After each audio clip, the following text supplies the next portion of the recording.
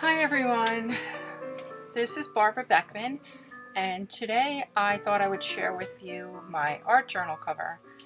It's a Canson mixed media book. It's one of the largest ones they make. I actually don't know the size because I painted over it. But on my covers I like to incorporate a lot of different layers and a lot of different sayings and quotes. I just have a lot of fun with it.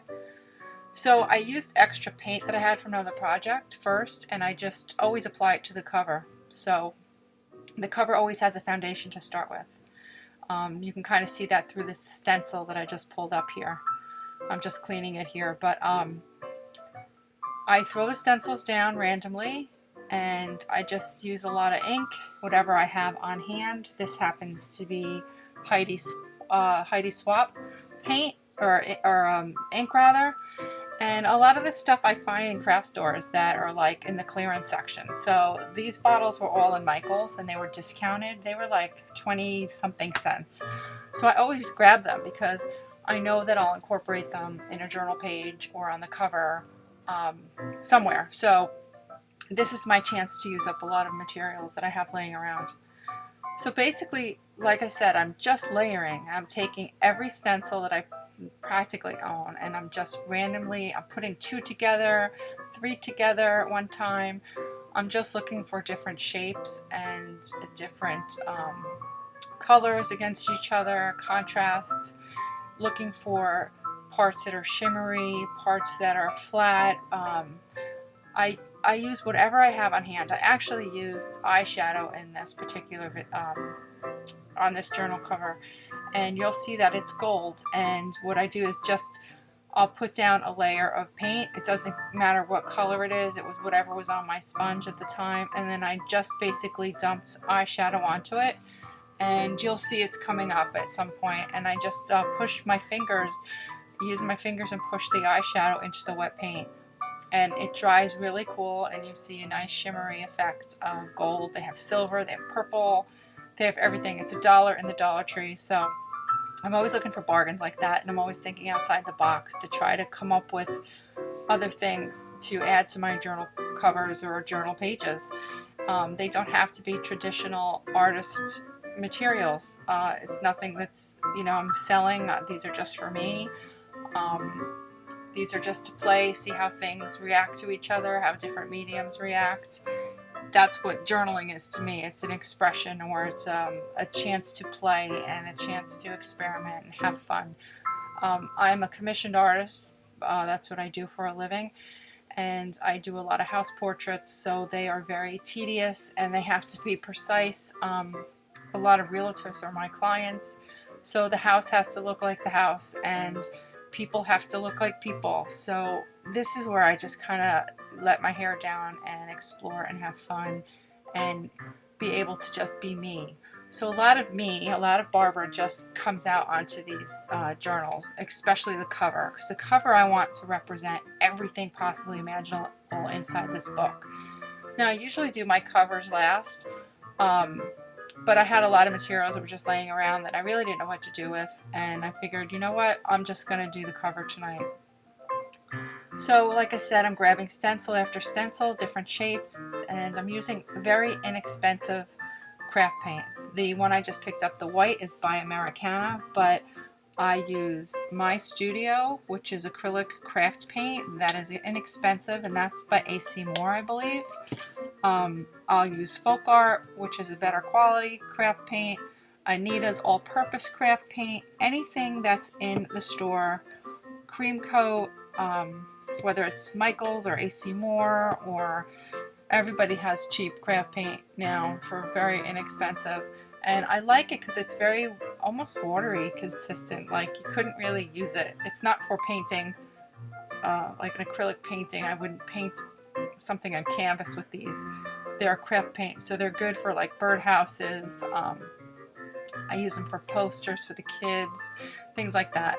But for the art journal, I find that they are so transparent that I get a lot of layers coming through underneath, and that's my goal, is to just create layer upon layer upon layer upon layer.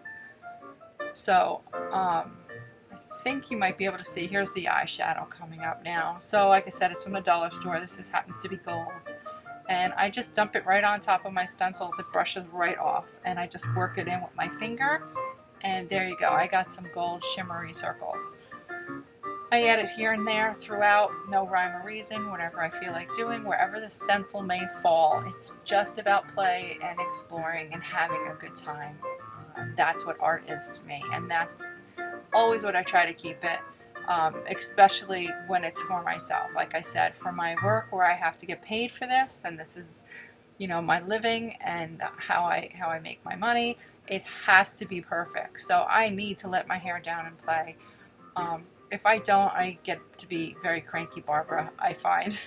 So my family actually encourages me to just go art journal and leave them all alone for a little while. So it works out for us. This is an old product I got at Michael's, the red product here. It's Inca Gold Metallic Rub by Splash of Color. They were like $8 for a little container when they first came out, and I loved it.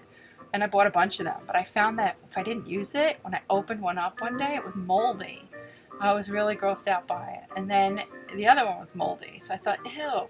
So I think they took them off the market, but when they took them off the market, they marked them down. They were, like I said, $7.99.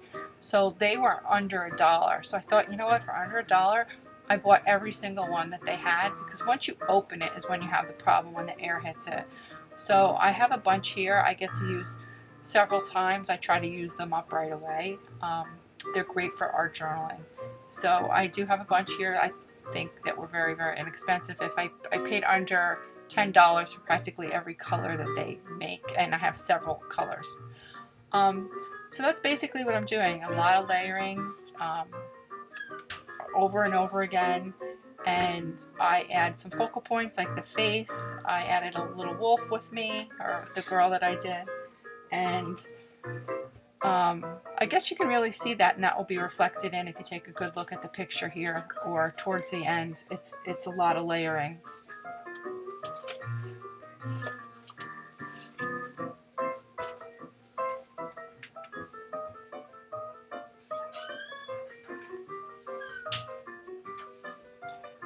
So I sped up this video because I played for a couple hours here. I walked away a few times, came back. It's a good project to do in between things. So I was running to get buses. I was running to pick my son up at school. I just came back 15 minutes here, 20 minutes here. So I kind of incorporated it all together at the end. And it was a combination, I guess, of how I was feeling over a period of a day or two while I did this.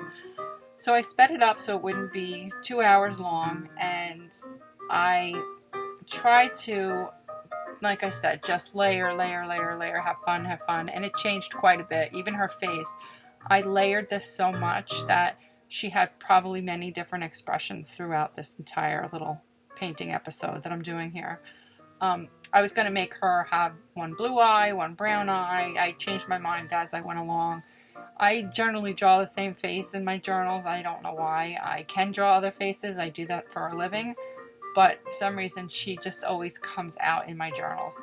The only difference is she usually has different color hair. So today I've decided to give her a dark color hair with some purple highlights. She's whimsical and she's fun. And my husky is 1 year old. She's sitting beside me. So I decided to kind of incorporate a wolf type animal next to me. I love animals, and I try to incorporate them into my journal too. We have quite a few in the house. I have 4 dogs and 3 cats and a lot of hair. So I try to really reflect me, who I am, and I know one day, hopefully many years from now, my kids will have these and will remember, you know, me at this age of my life and how I, you know, loved to play with them, and I loved being their mom, and I loved staying at home. I work from home for my art studio, so I am a stay-at-home mom first. So I hope they look at these and they know how happy I was to be a part of their life and a part of their journey, and how thankful I am that they allowed me the time to come into my art studio when it wasn't work, because I'm in here a lot for work. So, but they know I love to do it. So I hope that when they look at these one day and they each have their own books, that they they know how much I appreciated this, and how much I love them, and how much drawing and painting is a part of who I am. So there's a lot of little hidden treasures that I put throughout, different sayings that I want them to know, that they might not necessarily understand now, but you know, when they're older, I hope that they do get a message and find hope and find faith and find a lot of things in there that I've tried to teach them over the years that maybe at the time they might forget, or maybe it's just a message that they'll need to hear at that particular time. So when I art journal, I also think of them and my family a lot, and after I'm gone, who is going to be reading these books, who's going to be seeing them, because they are such a deep part of my soul and who I am. That's very evident when you just flip through some.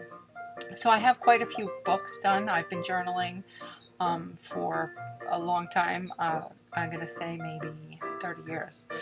I started very, very young journaling, and I love my books that I have, and I flip through them quite often, and it's fun because when you flip through them, at least for me, I instantly go back in time. I could tell you when I did them. I remember sitting on my bed in high school and art journaling and getting my first art journal, and just, you know, what boy I was dating, or what my friend may have said that got me upset that I art journaled something, or if I was sad or happy, or a school dance. And I love that. It's kind of like a photograph with expression, with the creative expression that I've created.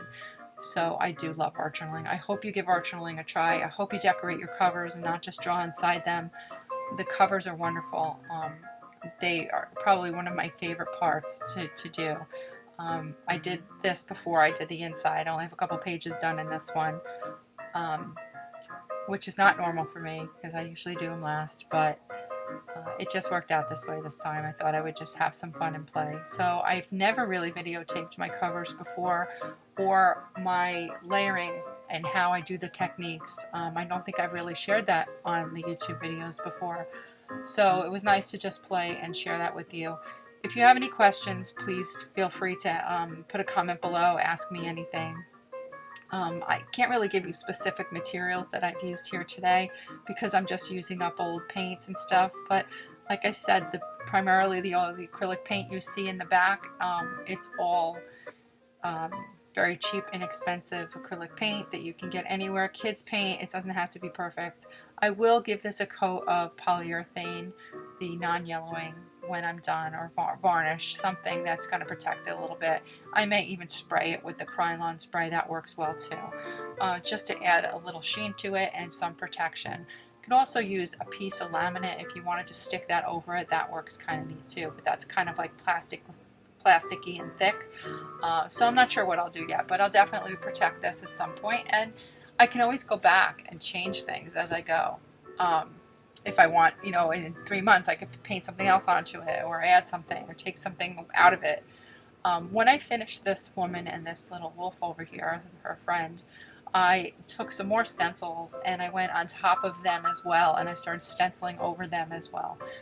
And that's what I mean by layering. I layer, layer, layer, layer. Then I will also give the journal a title. So I think this one's just Barbara's Art Journey. And I try to find places that have a lot of negative space, and I might be able to block in a saying. So her hair is quite dark by the wolf's mouth. So I did put something down there. I think I wrote Art Journal.